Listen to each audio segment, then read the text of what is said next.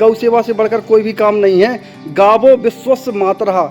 ऐसे समय में हमारे ठाकुर साहब गौ सेवा कर रहे हैं। हम ठाकुर साहब से जानना चाहते हैं कि आप यहाँ पर जिला हॉस्पिटल में कार्यरत हैं और छतरपुर में आप किराए के मकान में रहते हैं और आपका संबंध रायसेन से है, तो आप किराए के मकान में कैसे आपके मन में गौ सेवा का विचार आया और कितने दिन से इस प्रकार की इतनी अच्छी गौ सेवा आप कर रहे हैं? सभी को जय श्री राम।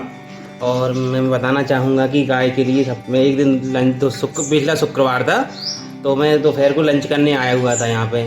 तो मैंने देखा कि मेरे घर के द्वारे पे एक गाय बैठी हुई है, तो वो बछड़े को जन्म देने वाली है। तो मेरी फैमिली भी है, तो फैमिली ने बोला कि इसके लिए कुछ लेके आ। तो मैं चला गया गुड़ दलिया सौंठ और दलिया लेने। तो वहाँ से आया, जैसे ही लौट के आए तो मैंने देखा कि गाय ने बछड़े को जन्म दे दिया है। दोपहर का टाइम था, बहुत तेज धूप निकल रही थी, तो मैंने सोचा क्यों ना इसको अंदर कर लिया जाए। मेरे यहाँ थोड़ी सी जगह है यहाँ पे, तो फिर मैंने मकान मालिक से बात की यहाँ पे, तो आंटी ने बोला कि ठीक है, जब तक तेरे को रखना है तो रख ले यहाँ पे। और उसके बाद मैं सब सेवा कर रहा हूँ। मेरे को लगभग आज 10 दिन हो गए हैं गाय की सेवा करते हुए। और पर डे मैं जाता हूँ यहाँ, सुबह शाम गाय को सांदी बनाता हूँ और गल्ला मंडी जाके घास लेके आता हूँ और गाय को नहाता हूँ सुबह शाम अच्छे से, और बछड़े की भी अच्छी केयर करता हूँ पूरा। मतलब अब मेरे को गाय ऐसी लगती है कि मेरे परिवार का सदस्य हो। ठाकुर जी, आपसे जानना चाहते हैं कि आप सुबह से जब उठते हैं तो किस प्रकार आपका दिनचर्या रहती है? पहले तो ये होता है सुबह से उठते हैं, नहाया धोया, खाना पीना बनाया और ऑफिस चले गए और आए और आराम किया, खाना खाया।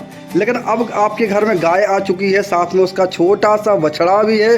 तो आपसे जानना चाहते हैं कि आप इन गाय और उसके बछड़े की किस प्रकार सेवा करते हैं, तो बताइएगा कैसी दिनचर्या रहती है आपकी यहाँ पर? छोटा सा बछड़ा है, अभी क्या है, सुबह सुबह पहले मेरे को अलार्म लगाना पड़ता था, तो आजकल ये बछड़ा जैसे 7 बजते हैं, 6:30 7 बजते हैं, वैसे ही ये माँ की आवाज़ देने लगता है। तो मैं उठ के आता हूँ सबसे पहले, फिर आके इसको छोड़ता हूँ गाय को, फिर गाय का दूध लगाता हूँ। पिलाने के बाद थोड़ा सा लगाया और फिर इसको सारा दूध पिला देता हूँ मैं, क्योंकि मेरे को ज़्यादा दूध की रिक्वायरमेंट नहीं है, तो मैं सोचता हूँ बछड़े का अच्छे से पेट भर जाए।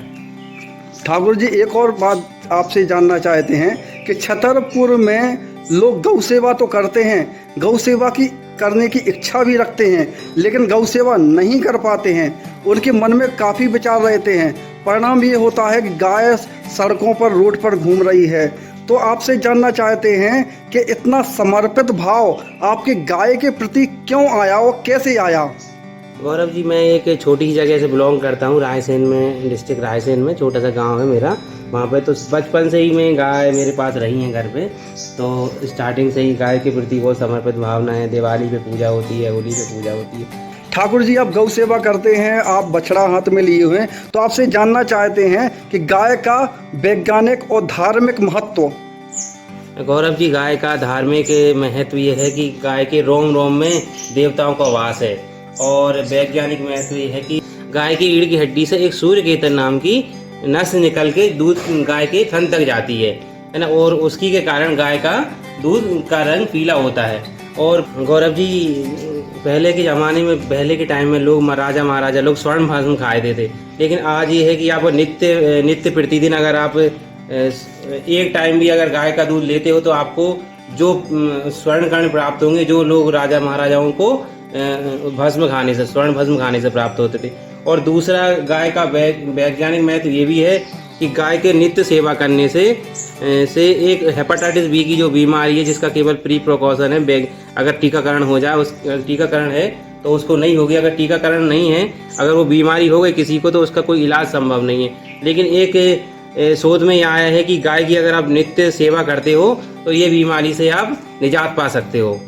धन्यवाद ठाकुर जी, आपने धार्मिक और वैज्ञानिक दोनों महत्व बताए हैं गौ सेवा के, और हमारा हृदय गदगद हो रहा है आपकी गौ सेवा देख करके। धन्यवाद देते हैं आपको और आपकी गौ सेवा को, और अपने चैनल के माध्यम से सभी छतरपुरवासी, सभी देशवासियों से आग्रह करते हैं कि अगर आपके पास थोड़ी सी भी जगह है तो आप बिल्कुल गौ सेवा कीजिएगा। और क्योंकि किसी ने क्या खूब कहा है, गावो विश्वस्य मातरा, अर्थात गौ सारे विश्व की माता है।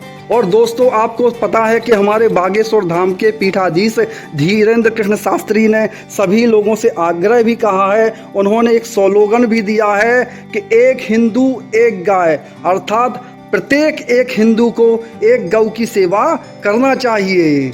जय जय श्री राम। जय जय श्री राम।